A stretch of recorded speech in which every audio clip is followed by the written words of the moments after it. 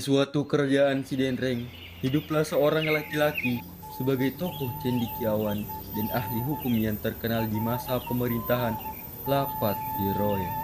Dia mengubah tanah tandus menjadi tanah yang subur, sehingga pangan dan ternak pun tumbuh melimpah di kerajaan Sidenreng.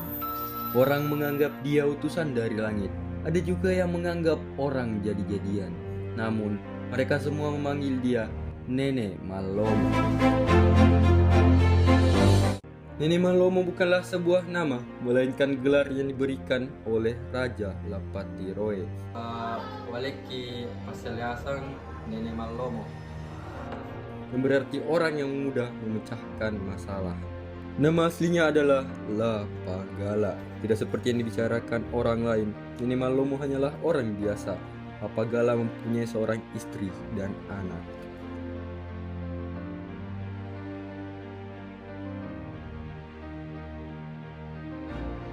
Kecerdasan dan kerja keras yang membuat Nenek Malomo diangkat sebagai penasehat Raja Sidenreng.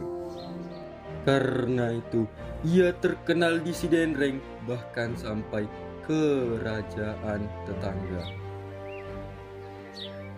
Raja Wajo, Puang Rimagalatum pernah bertanya, apa rahasia sampai tanah Sidenreng memiliki pangan dan ternak yang melimpah? Nenek Malomo menjawabnya dengan Sopa tamangingi na Malomo. Kalitei pamase dewata. yang berarti kerja keras tanpa putus asa akan mendapatkan rahmat Tuhan yang Maha Esa. Namun Nenek Malomo bukanlah manusia sempurna. Ada sebuah kejadian di mana Nenek Malomo tak dapat mengatasi masalah dengan mudah. Ini bermula pada saat panen raya dimulai.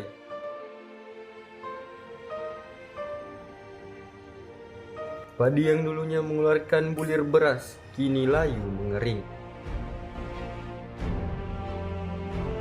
Akibat kemarau berkepanjangan, sungai dan sumur sebagai sumber air kini kering akibat air hujan tak kunjung turun. Seluruh masyarakat Sidenreng sedih, pangan dan ternak mereka mati. Raja Lapatiroe memerintahkan Nenek Malomo mengatasi masalah ini. Agak tali ka kuang. Ike, tulay ga padicingi masalah ya pada narugikan nih masyarakat. Nenek Malomo kebingungan mengapa air hujan tidak kunjung turun. Panen kedua, ketiga pun sama, sampai kemarau ini berlangsung 2 tahun lamanya.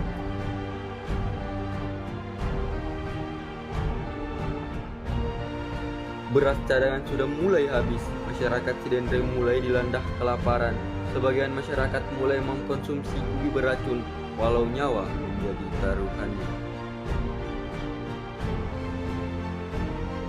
Nenek Malomo yang telah mengelilingi kampung belum juga mendapatkan petunjuk untuk memecahkan masalah kekeringan ini.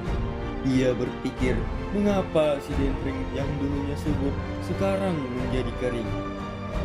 Di rumah, Nenek Malomo merenungi nasib masyarakat Sidenreng yang diambang kematian.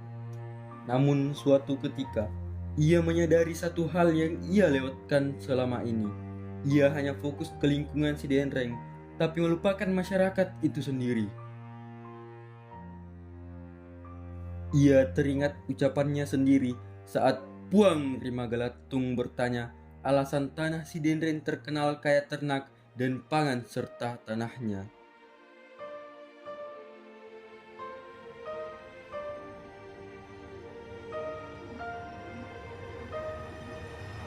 Kami kuang mereka adakan yang acara terus. Ini untuk pada sini masalah.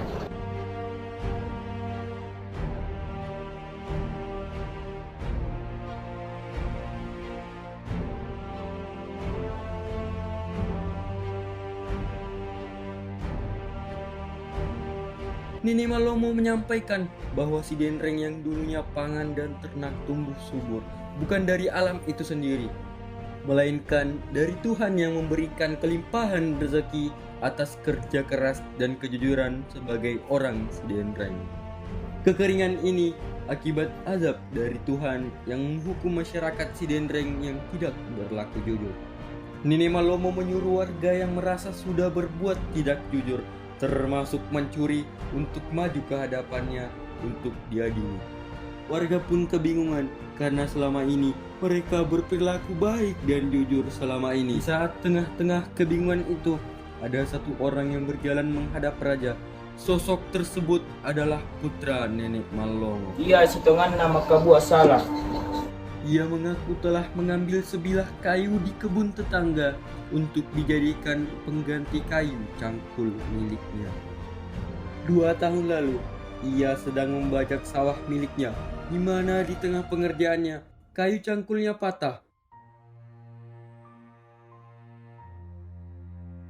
Untuk memperbaikinya, ia kemudian mencuri kayu di kebun tetangga.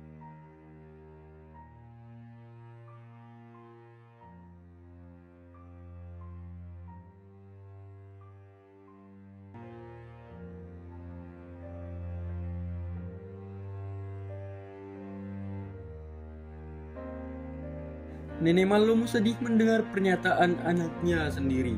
Dengan berat hati, Nenek Malomo menyatakan hukuman mati untuk anaknya sendiri. Juga lo, bro, para biji.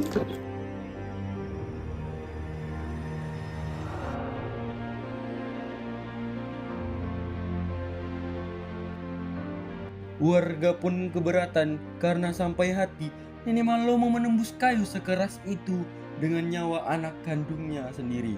Nenek Malomo menjelaskan keputusannya telah bulat.